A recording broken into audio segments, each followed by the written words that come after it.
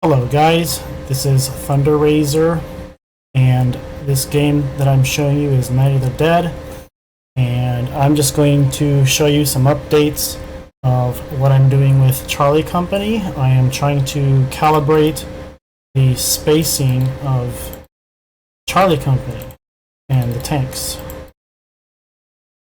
I've previously showed you in another video that if I spread out my Marines, Charlie Company should also spread out.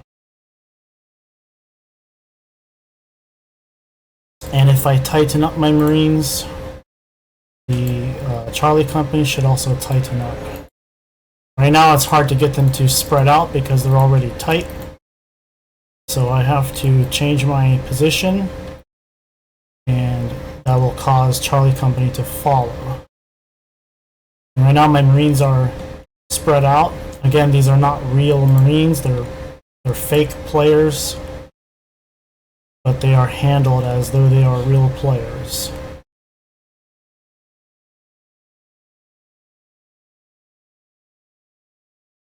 As you can see, when I tighten up my Marines, Charlie Company tightens up as well.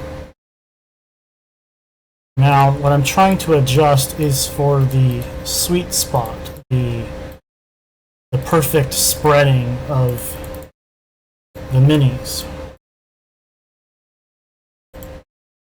With my current script that I have, they seem to be a little bit too tight. And so I'm going to try to adjust that, make it spread a little bit more to match the Marines. Find my script. I'm going to change this parameter here.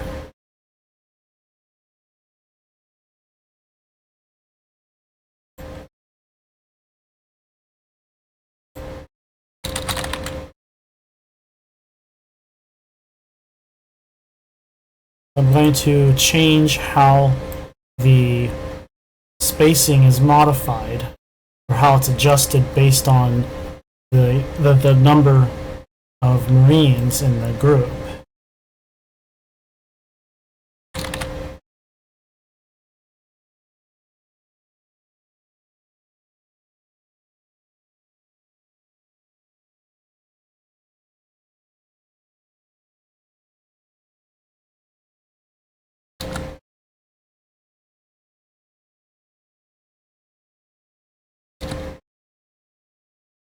And I'm going to show you how this affects it as soon as I finish this.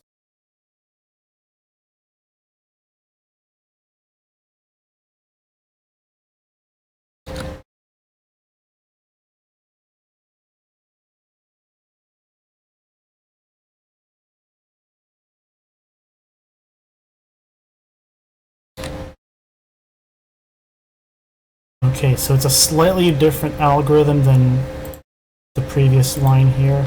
Let me disable the original. And this should give a slightly more generous spacing for Charlie Company.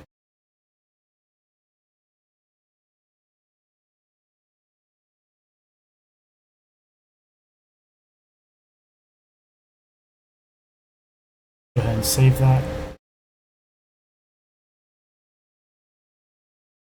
This script you're looking at here, this block from this line up down to here, or rather this right here, this block, this calculates the average distance that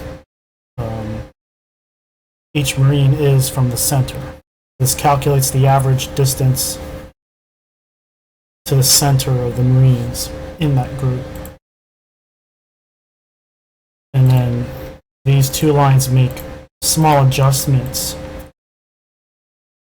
based on numbers.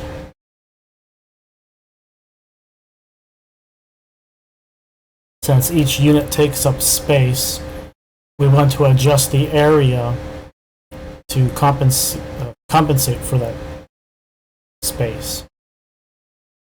I'm going to go ahead and test map.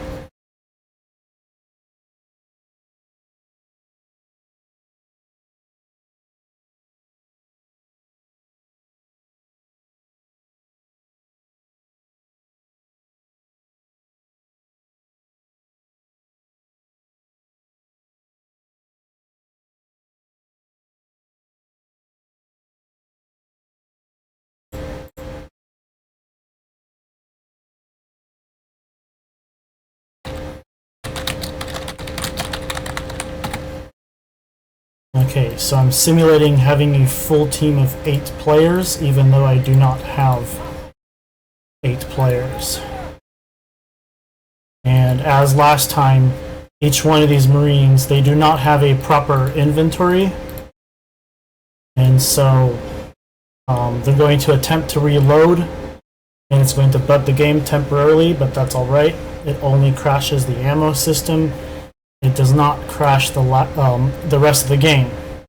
The rest of the game will remain intact. Now, in the public version, this trigger is not going to exist that allows you to create additional Marines. It's only a test function. It's only a function that I've created for testing purposes only. Because obviously I need to test, I need to simulate having a full team to test Charlie Company correctly. Because on my local hard drive I'm not able to, I can only run the game with one player, myself. And so I have to force the game to simulate additional players. And so I'm just waiting for this bug to clear. Just waiting for the trigger to crash. And I'll be all set. Alright. Now I'm going to spread out my Marines. And wait for Charlie Company to arrive.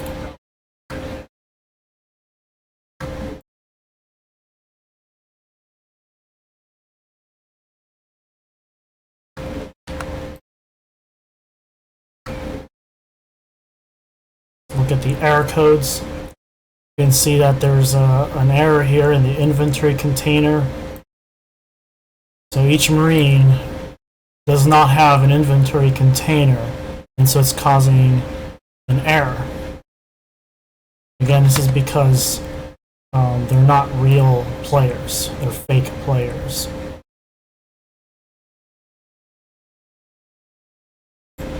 And you can see at the very bottom here,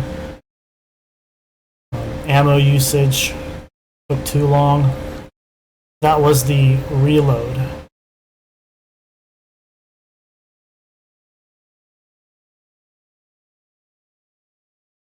But so far there are no errors relating to Charlie Company.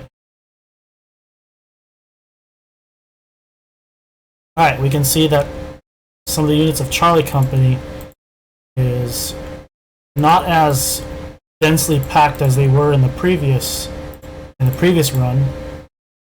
This time we see it's closer to my Marines on the perimeter.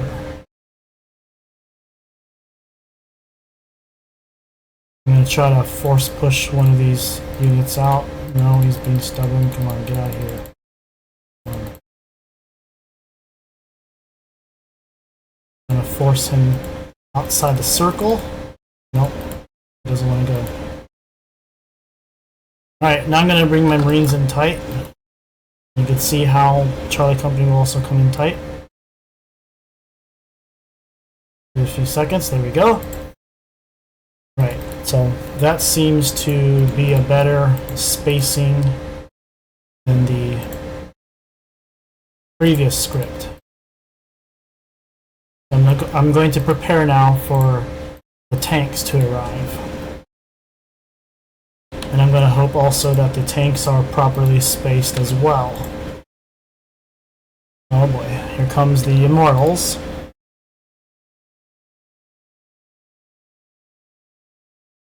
And just as a reminder, Charlie Company only shows up during EOS towards the end of the game. Right now, for testing purposes, I've forced Charlie Company to show up early.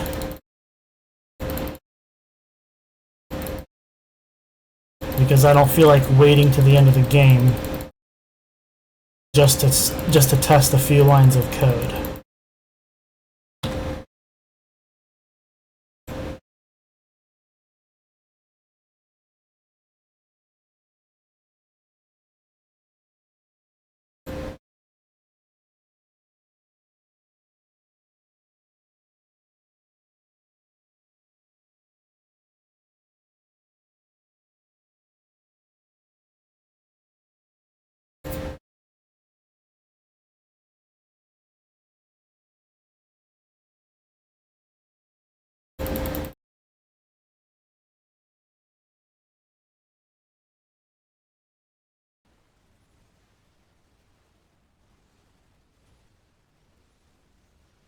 Okay, here comes the tanks. This guy's about to die. He needs some healing.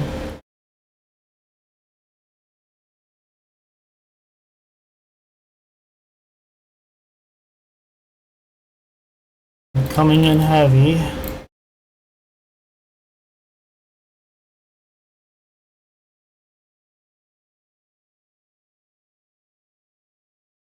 Oh boy. Looks like the tanks are getting slaughtered. Time to rescue the tanks. Never mind. I need to save myself.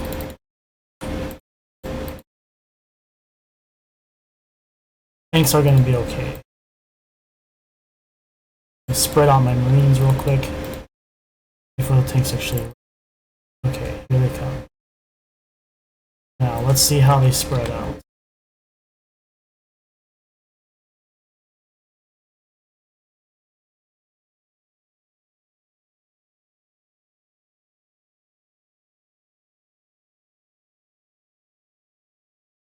Also, another thing I changed is I added a filter to the friendly fire prevention. So when my Marine is about to get splash damaged, the tank will unsiege to prevent the splash damage. However, in the previous script, the tanks would see every neutral unit, including invulnerable doodads, as friendly units, and so I had to improve the filter so that they're not unsieging for every single neutral unit in the game. I've had to improve that. It seems to work better. Again, it's not guaranteed. Every once in a while I get shot by splash fire. But you can see the tanks went into non-siege mode because they almost splashed me.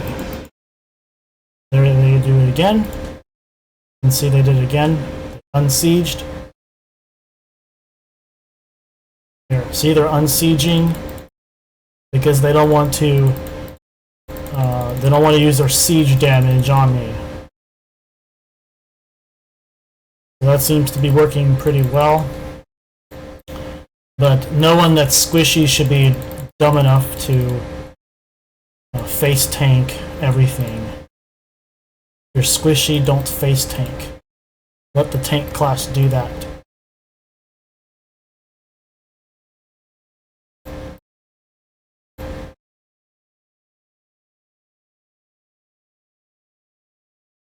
Now, as we remember, if you remember, in order to get a tank to unsiege, that is, in order to force a tank to unsiege, all you have to do is hug it. And give it a few seconds and it will unsiege. And to get it to turn back to siege mode, just move away a few pixels is good enough. Me out.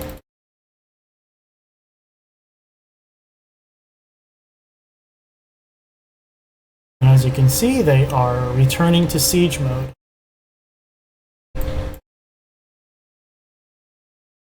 At least most of them.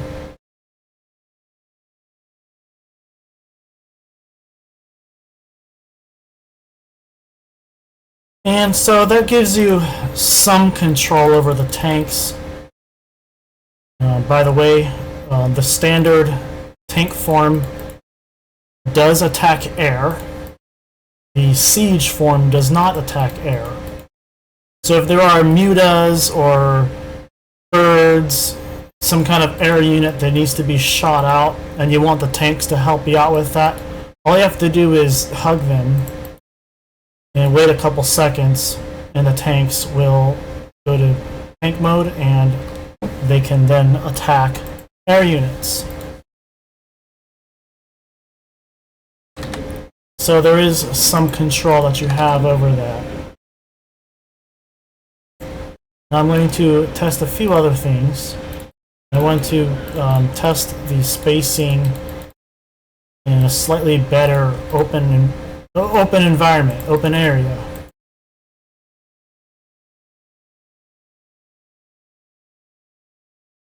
I'm going to spread my Marines wide and hope that the tanks don't all go to the exact same location.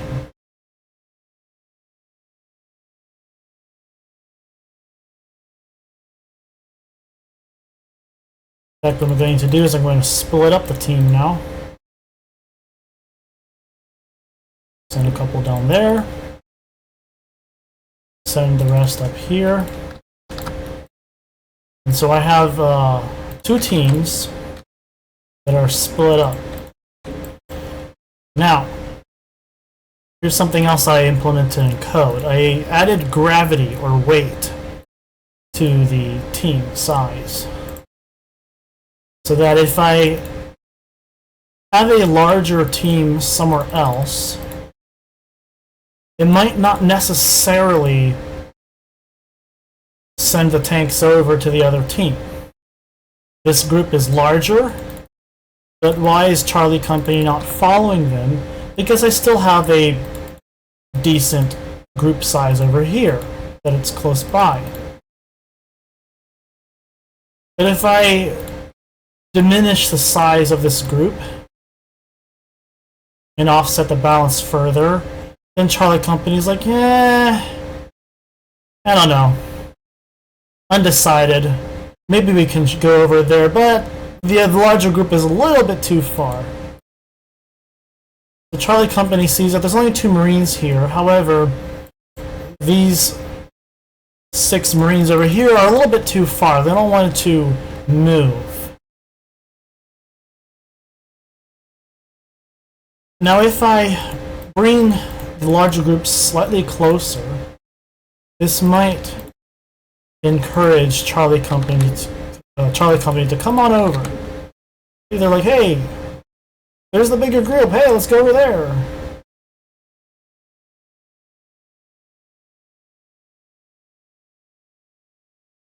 And now these 2 groups are close enough that Charlie Company sees them as one big group. And so I'm going to bring the majority away and hope that Charlie Company follows. They're like, hey, where are you going? Take me with you.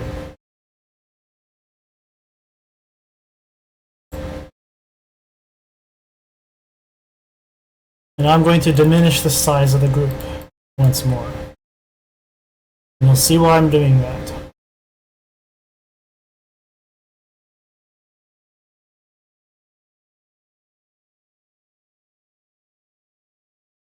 Again, there's 3 Marines here. It's a decent sized group.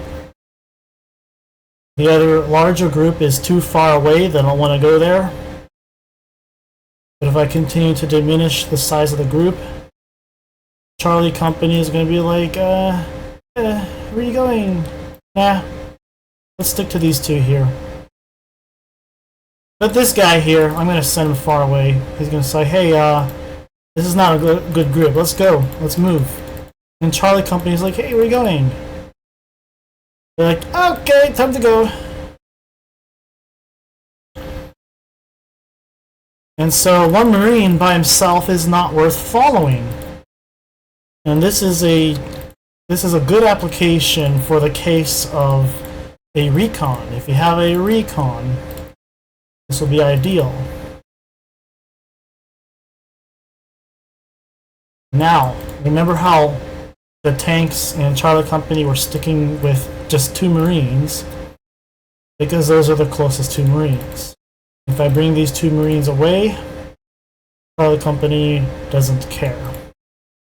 Now, this guy checks out, hey, where they going? Never mind. Stick with the group.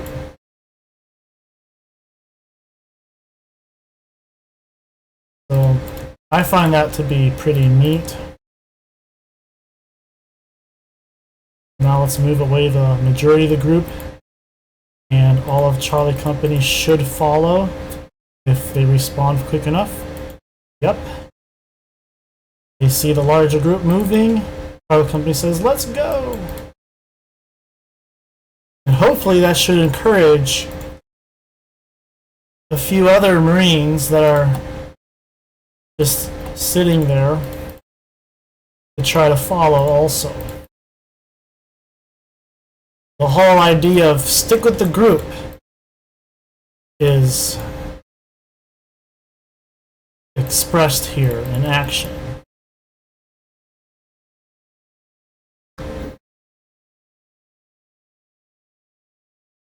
I hope you guys have enjoyed this demonstration. Please give me feedback. I'd like to hear what you think. I believe this script is ready for publishing. Let me just go over the script real quick so you have an understanding of what I've done. And I'll go ahead and delete the old code right there. Save that.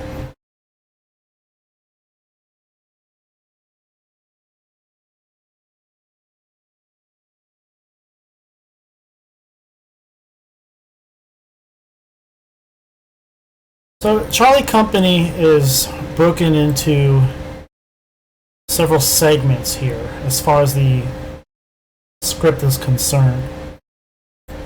In the beginning, we have to determine what is the best cluster of Marines for Charlie Company to follow. And so I've created a set of algorithms to do exactly that. And that's this square, or this block.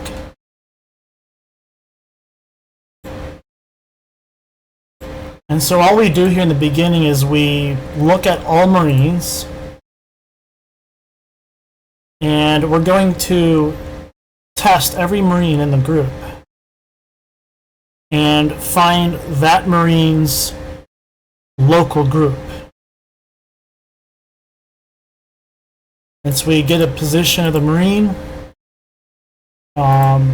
We make several attempts to find the center of Marines within a 20 radius circle. And then we're going to find the center of that circle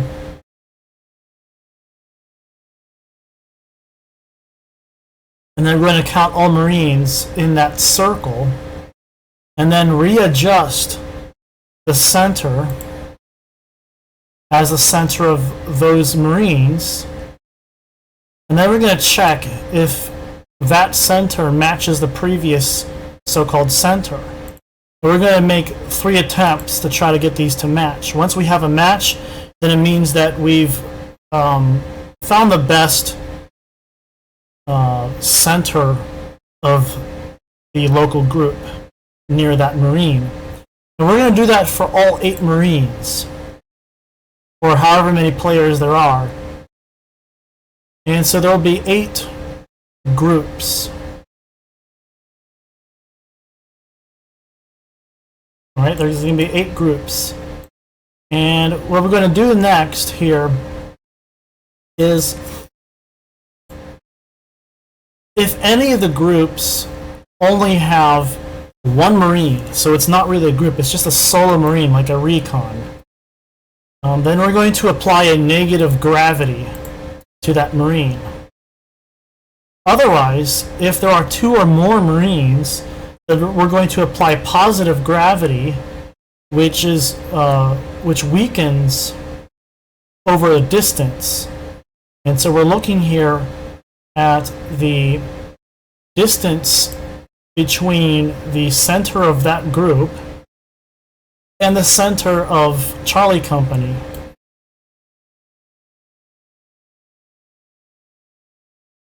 And so it literally follows a gravity-like math. And so Charlie Company is going to gravitate to the highest gravity group. And that's how I'm doing it here. So if the gravity of that cluster of Marines is a higher value than the current record, and of course I start with a negative value, a high negative, because we do have negative gravity for single units. And the reason why I do this is because if all Marines are spread out so thin that no groups can be established, all you have are solo Marines scattered around the map, then we still want to establish a sense of gravity, the value of gravity to those solo Marines. And in this case, I'm using negative gravity, and obviously, whichever one has the lowest negative gravity will be the best gravity. And so whichever one is on record, whichever group is considered to be the best gravity, then that group will be chosen as the target hero group for Charlie Company to follow. And then after that, I'm going to create the spacing. I'm going to determine the average spacing of each Marine within the group. Not all Marines, but just within the group. So I get an average spacing right here, that is this block calculates the average distance of each Marine from the center. And then I set a certain limit to that. After the limit, then I make some adjustments based on how many Marines are in the center. Sorry, how many Marines are in the group.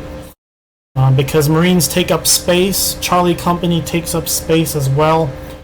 I have to adjust the size of the group. I have to adjust the spacing. In other words, the target area that Charlie Company wants to be inside. I have to make it wider when there are more units, because units take up space. And I do the same for tanks.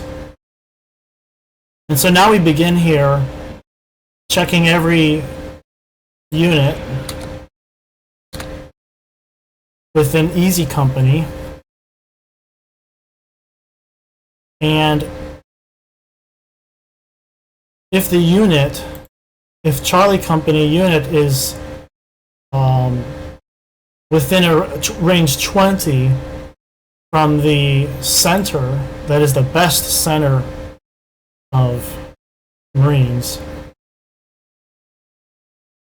then certain behaviors will be implemented. Now, if they're not close enough, if they're outside of the range, the target area, then they will move in to random locations. Here we go, random point within that range. And of course, that range is different between tanks, Goliath, and other minis.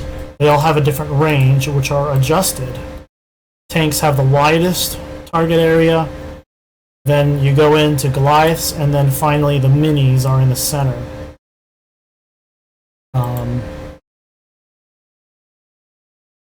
And so that's what happens if they are beyond the range, beyond the target range.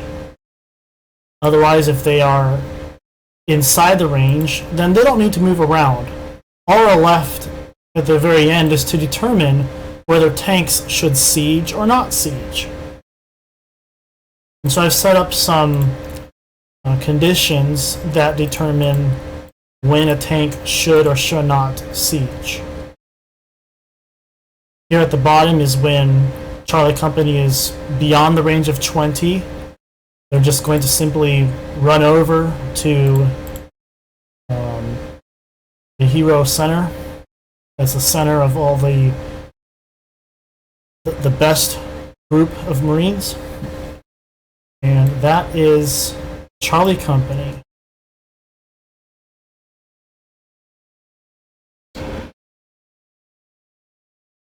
Let's see here. I think, yeah. All right. Now there are a few other triggers involved here. I have a master controller which controls Charlie Company, and it just checks to see if the trigger is on and if there are no instances running. And the reason why I do that is because there are loops, there are while loops in Charlie Company, and there are wait conditions. The trigger can extend beyond the 7-second period, and when that happens, if Charlie Company runs periodically every 7 seconds, then we end up having duplicate triggers running for Charlie Company. And we don't want that because there's interference. Because one trigger is going to tell a unit to randomly move to point A, while the other trigger is going to tell the same unit to randomly move to point B, and there's conflict there. And so that's why there has to be only no instances running for Charlie Company to run. It has to be on. On the other positive side of having this master controller is that if some condition causes an error, based on the environment, let's say Charlie Company is trying to move based on some number of units in a unit group, right? Or if the range is based on some numbers of units in a unit group, but the unit group, let's say for some strange reason happens to be empty because the Marine just died during a wait action, and so now the unit group is empty, and the trigger wants to find the center of the unit group. Well, there's no unit group, so there's going to be an error, and it's going to break the trigger. The trigger is going to stop running. This master trigger, that's no problem, because when the trigger stops running, the number of instances is 0, so it's free to be run again. And so, this sort of self-fixes any breaks in the code, any breaks in the script. Not because there's anything wrong with the script, but because of environmental conditions that causes the script to stop running. That is an insurance policy. Another interesting trigger here, which is related to the friendly fire. Actually, this is what prevents tanks from splash damaging friendlies. All that happens here is that if we have a siege tank that acquires a target, and it's not explicitly commanded, it's acquired because a target came in range, a certain condition is checked here to see if there are any friendlies, and if there are no friendlies nearby, then the tank will be forced to attack that target. And this is to prevent tanks from being confused. When there are multiple targets that come by, sometimes the tanks get confused. Classic cases with ghouls. When ghouls or parasites are nearby, tanks would keep changing their target from parasite to parasite without actually attacking, and so the tanks eventually die because they don't have a single target to stick with. And so this fixes that problem. It forces the tank to attack the target, and it waits for a condition either for the target to be dead or for the target to be invisible, or until a friendly is too close to the target. And then it will check one more time to see if the target is alive and the location of the target is visible. Then the target will be told, sorry, not the target, the tank will unsiege and then be forced to attack the same target while in normal tank form. And it will do this and wait for the target to be dead, or for the target to be invisible, or until an expiration time of 10 seconds.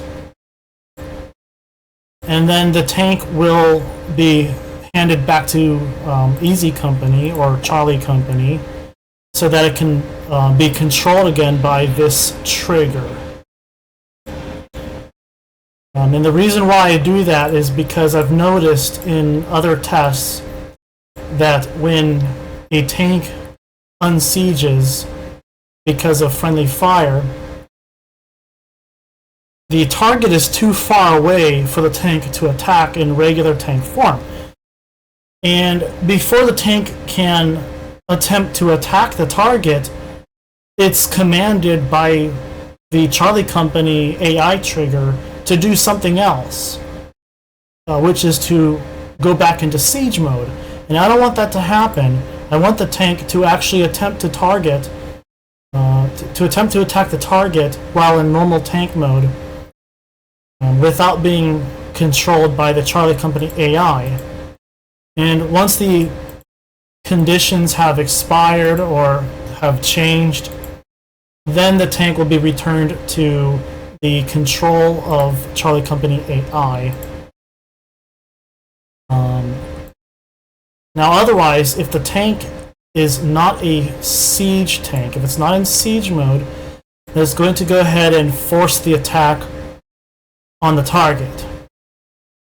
And again, that was because of ghouls. When ghouls or parasites or broodlings come by, a lot of them swarm around a single tank. The tank cannot target a single unit. It gets confused. This fixes that problem. Alright, I hope you enjoyed this part of the demonstration as well. Let me know your feedback. I'd love to hear from you guys, what you think. I don't see there's any more problems, there's any more issues that prevent me from uploading this to GitHub.